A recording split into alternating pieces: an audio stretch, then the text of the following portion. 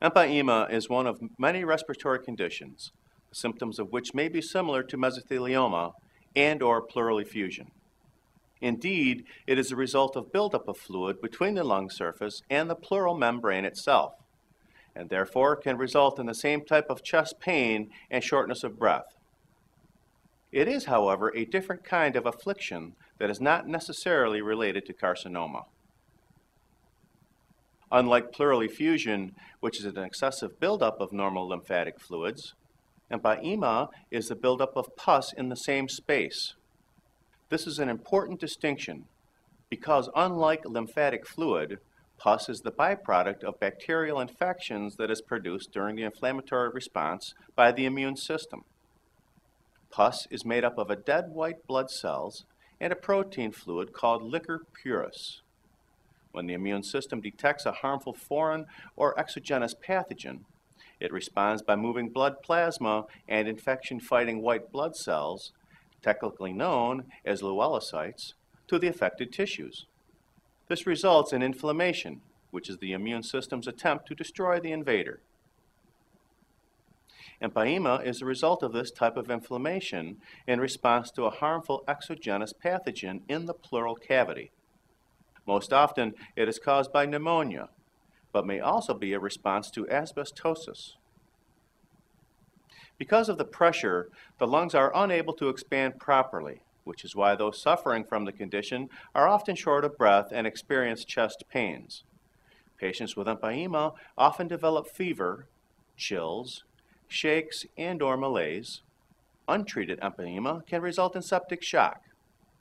In addition to the symptoms which are common to many respiratory conditions, people suffering from empyema may also suffer from coughing, producing blood or greenish-brown sputum. Fatigue, dehydration, halitosis or bad breath, and unexplained weight loss are also symptoms.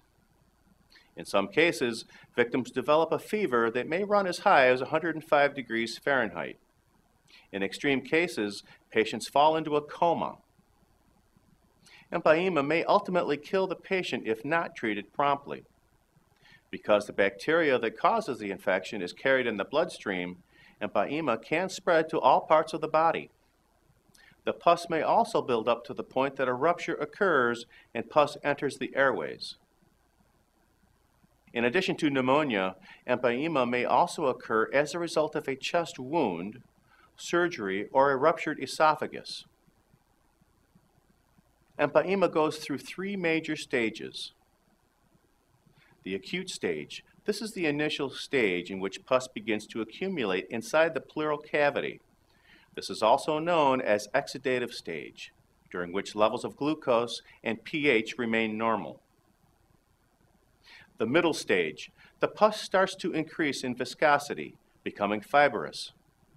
This is technically called the fibrinolytic stage, as fluids begin to coagulate and an adhesive network starts to form around the lungs. And the chronic stage. The lungs become calcified or encased in a thick, fibrous substance. Medical personnel refer to this as the organizing stage. If a preliminary examination indicates serious problems, or if there are signs of decreased respiratory function or abnormal rubbing sounds detected when listening through a stethoscope, if the patient has unexplained fever, the physician will order a chest x-ray and follow this up with thoracentesis, the insertion of a needle into the chest through which fluid can be extracted. The fluid will then be examined for pH and glucose levels, as well as the presence of infectious agents like bacteria. A computed tomography or CT scan may be ordered to confirm any findings up to that point. The first and most important step is to relieve pressure on the lungs by aspirating or draining the fluids out of the pleural cavity. Like thoracentesis, this involves the insertion of a tube in order to drain the pus away from the area. Since the cause of empyema is a bacterial infection, antibiotics are usually prescribed, particularly if the condition is still in the exudative stage. If the empyema has reached the organizing stage, surgical treatment may be necessary. This procedure is called decortication and consists of cutting and peeling away some part of the lung lining to relieve pressure and allow the lungs to expand normally. In normal cases of empyema due to bacterial infections, if the condition is treated in the early stages, prognosis is generally good. No permanent lung damage occurs. When the pleural lining has calcified, the lungs can no longer expand properly. While this is the third stage of empyema, it is also caused by asbestos exposure. It is important to understand that asbestos exposure by itself does not cause empyema. The topic is presented here because of unrelated parallels between empyema and various asbestos-related diseases. Mesothelioma, which is a carcinoma that spreads in a sheet-like manner rather than a lump, can also reduce the lung's ability to expand. However, technically this is not the same as calcification.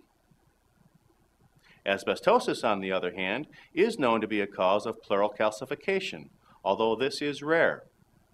These calcifications are typically small spots on the lungs, measuring under 4 centimeters in diameter.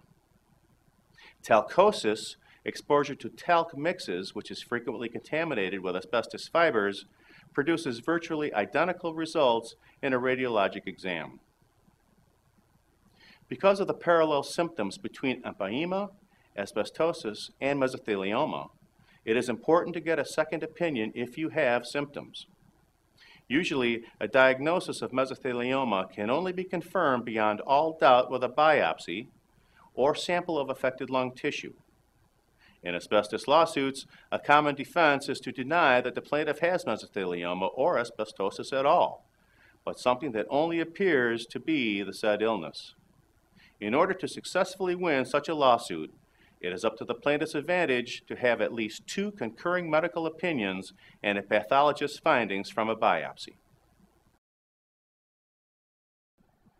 Thank you for watching. This video was produced by asbestos.net, a leading resource on all aspects of asbestos and mesothelioma. Our priority is to inform victims about the devastating effects of asbestos exposure, mesothelioma, asbestos cancer, asbestosis, and other asbestos-related diseases, and to advise them with a wealth of information. Individuals whose lives have been touched by mesothelioma have numerous questions and concerns. Their caregivers and family members also need accurate, reliable information.